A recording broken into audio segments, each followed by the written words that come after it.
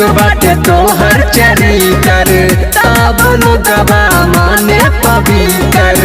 एक मुलाकात में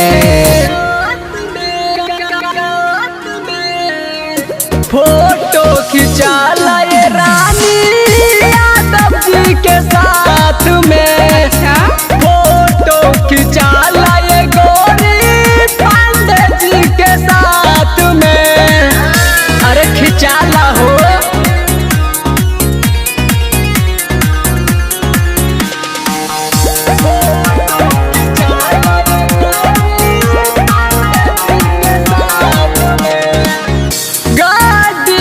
गाड़ी जानू तोहा पे लुटाइब, जहाँ जहाँ कहबू हमा शॉपिंग कराइब। अरे बात के मानल कर हो। ए हो गाड़ी जानू तोहा पे लुटाइब, जहाँ जहाँ कहबू हमा शॉपिंग कराई। बोला बारू तू के कर तलाश में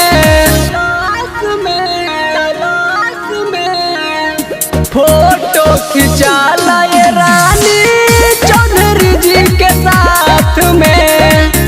फोटो खिंचा लाए गोरी यादव जी के साथ में।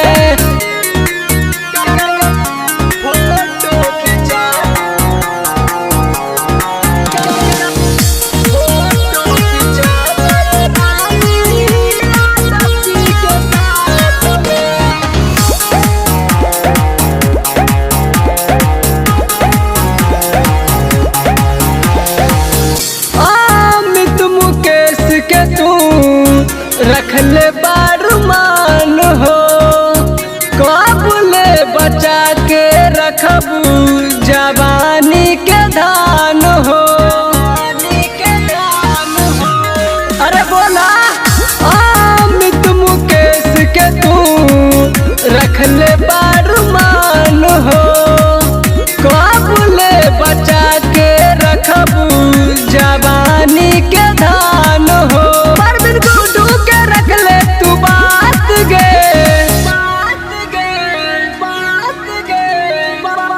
फोटो खींचवाला गुस्सा बाहाजी के साथ में। फोटो खिंचा लाए गोरी यादव जी के साथ में। अरे खिंचवाला।